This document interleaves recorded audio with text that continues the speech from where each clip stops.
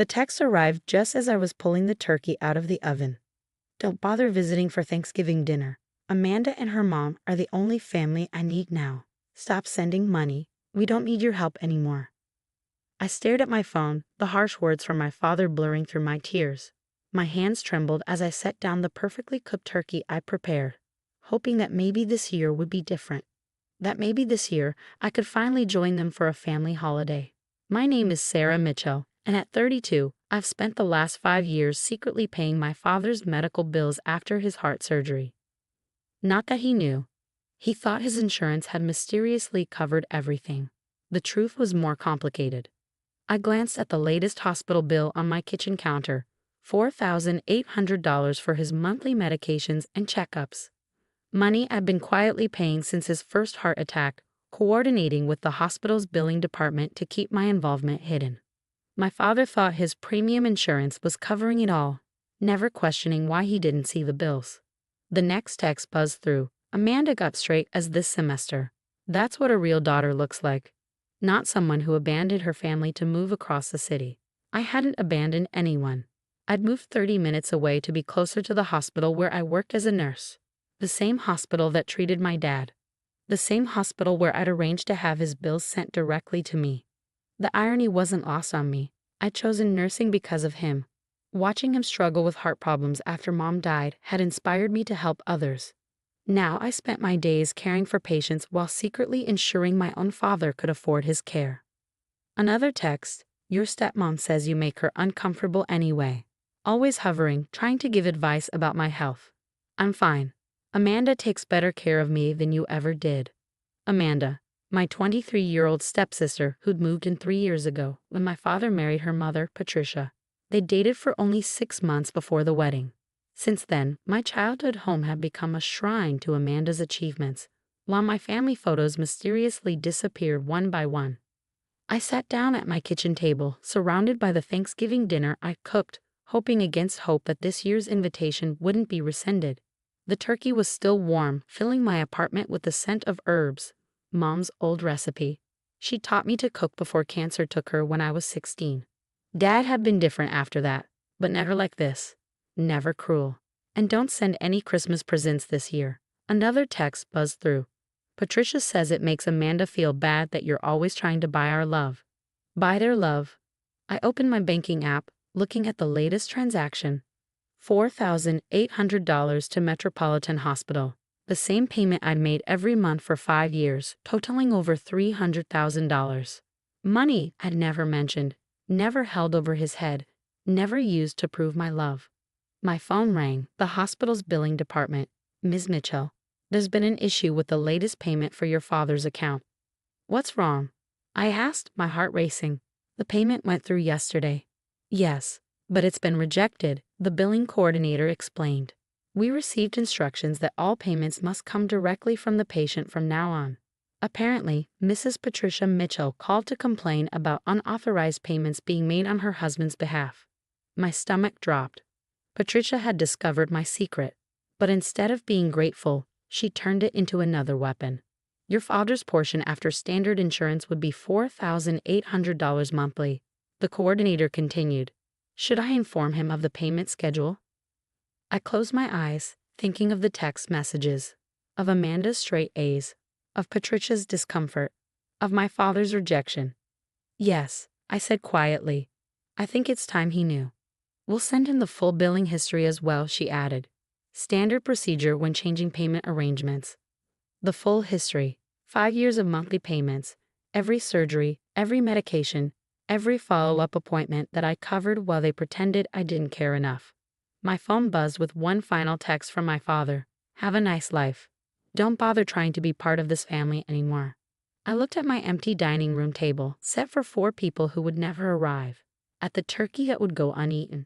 At the pumpkin pie cooling on the counter, Dad's favorite, made from Mom's recipe. Then I looked at the hospital bill, the latest in a long line of payments I'd made not for recognition or gratitude, but because I couldn't bear to see him struggle. Because despite everything, he was still my father. Please, I told the billing coordinator, make sure he gets the full history, every payment, every date, every amount. As I hung up, I realized this Thanksgiving would be different after all. Not because I'd finally be welcomed at their table, but because for the first time in 5 years, my father would learn what real family loyalty looked like. The truth was coming, served cold like the dinner growing stale on my table, and somehow that felt like something to be thankful for. The hospital called my dad the next morning.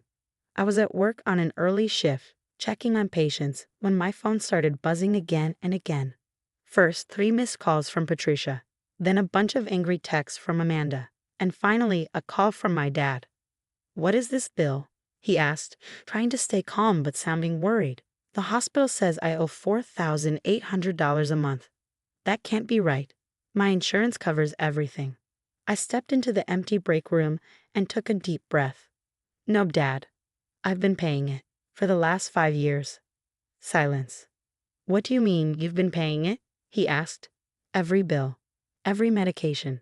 Since your first heart surgery. I worked it out with the hospital, so everything came to me." More silence. I imagined him sitting at the kitchen table, the same one where I used to do homework, where Mom made Sunday dinner, where Patricia now hosts family meals I'm not invited to. "That's over $300,000, he said, flipping through papers. $312,000 actually, I said, trying to sound calm, like I do with difficult patients. "That's the same amount you told me not to send anymore." More silence. "Why would you do this?" he finally asked. "Because you're my dad," I said. "After Mom died, I promised I'd take care of you, even if you didn't want me to." I heard Patricia yelling in the background, "Tell her to fix it. Call the hospital. She can't just stop paying." "You don't get to ask me for anything," I said, loud enough for her to hear. "Not after those texts yesterday. Not after pushing me away for 3 years." "But we can't afford this," Dad said. His voice shook. "Patricia just put a down payment on a car for Amanda. We're already tight on money." Of course they were. I'd seen Amanda's social media, her new BMW, her shopping trips, fancy vacations, all while I worked extra hours to pay his medical bills. "I know about the car," I said softly, "and the cruise last month, and Amanda's shopping in New York. I saw the posts, all the family events I wasn't invited to, but I still kept paying." "Sarah," he started. I interrupted him. "Last night, I made Thanksgiving dinner. Mom's recipes, turkey, stuffing, cranberry sauce, even the pumpkin pie you love. I set the table for 4, hoping maybe this year would be different. But instead, I got texts saying I don't belong in your life." Patricia's voice got louder. "She's trying to guilt trip us." "No," I said firmly. "I'm telling the truth. For the first time in 5 years, you're all going to see what real family care looks like." "We can't pay this," my dad said again, sounding scared. "Sarah, please, my pension isn't enough." "I know, that's why I paid from the start, but you told me you didn't need me anymore. That Amanda takes better care of you." My pager went off. A patient needed me. "I have to go," I said. "The hospital billing office has my info if you need the payment records." "And Dad?" "Yes," he said quietly. "That turkey I made, it's in the freezer now, just like Mom used to do. But this time, not because we have leftovers, because there was no one to eat it with." I hung up before he could say more. My tears in the break room were just for me, no one else would see them. As I headed back to work, my phone buzzed again. A message from my dad. "I didn't know. All this time, I didn't know." I replied. "No, you didn't want to know. That's different." Then I turned off my phone and went back to caring for people who actually wanted my help. The truth was out, cold like my untouched Thanksgiving dinner. But somehow, I felt lighter. After 5 years of silence, my voice had finally been heard. Let them figure out the bills now. Let them realize what they lost. I had a job to do, and for the first time in years, no more secret payments to make. Sometimes the best way to care for someone is to let them face the truth on their own. 2 weeks passed in a blur of work shifts and unanswered calls. Patricia's number I blocked after the first day of constant harassment. Amanda's angry social media posts about fake family loyalty I ignored. But my father's messages, those were harder to dismiss. "Please call me," he texted daily. "We need to talk." It was during a quiet night shift that everything changed. I was doing my rounds when I saw a familiar name on the admission chart. James Mitchell, my father. Acute chest pain. My professional instincts took over as I rushed to the emergency room. There he was, looking smaller somehow in the hospital bed, Patricia notably absent. "Sarah," he breathed when he saw me. "I didn't know you were working tonight." "I'm your assigned nurse," I said, checking his vitals with practiced efficiency. "Where's Patricia?" "At home with Amanda." He winced as I adjusted his IV. They're looking at cheaper cars today. Trying to return the BMW.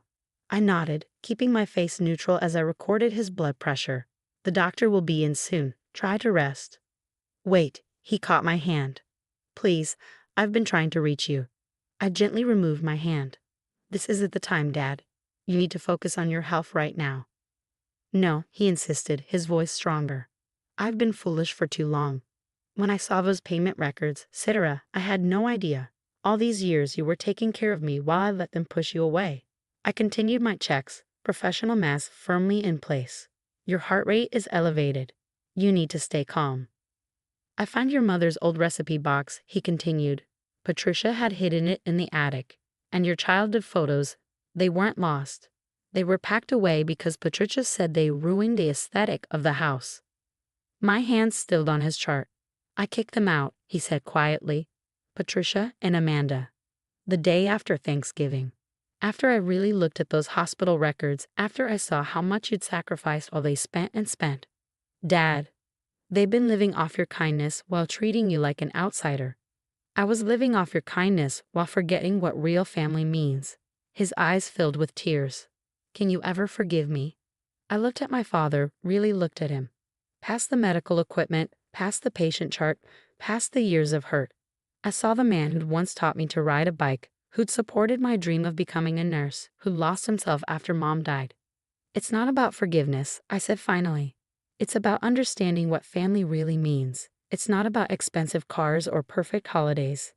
It's about being there for each other, even when it's hard, even when it hurts."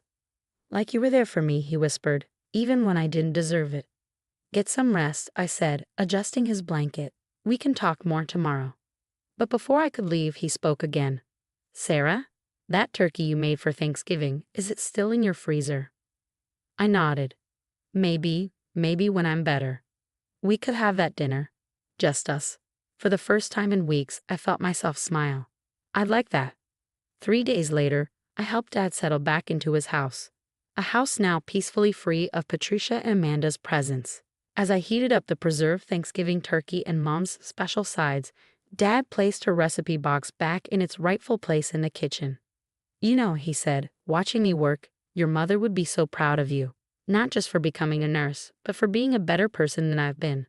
We sat down to our reheated Thanksgiving dinner, just the two of us. It wasn't perfect. The turkey was a little dry from freezing. The stuffing needed extra gravy. But as we shared our first real meal together in years, I realized something. Sometimes the best family moments aren't the picture-perfect ones. They're the ones that come after the storm, when truth and love finally find their way back home. Dad insisted on doing the dishes afterward, though his hands shook slightly from his medication. As he worked, I heard him humming, an old tune Mom used to sing while cooking. Some things, it seemed, could never really be packed away in an attic. 3 months have passed since then. Dad's health has improved, and so has our relationship. We have weekly dinners now, sometimes with Mom's recipes, sometimes with new ones we try together. The house feels like home again, filled with the family photos Patricia had hidden and the memories we're finally ready to share. The hospital bills. Dad's pension covers them now, though it's not easy, but he insists on paying them himself. "It's time I took responsibility," he says. And every month when he makes that payment, I see him remember what real family loyalty looks like. Sometimes the most expensive things in life aren't measured in dollars, but in the courage it takes to face our mistakes and begin again.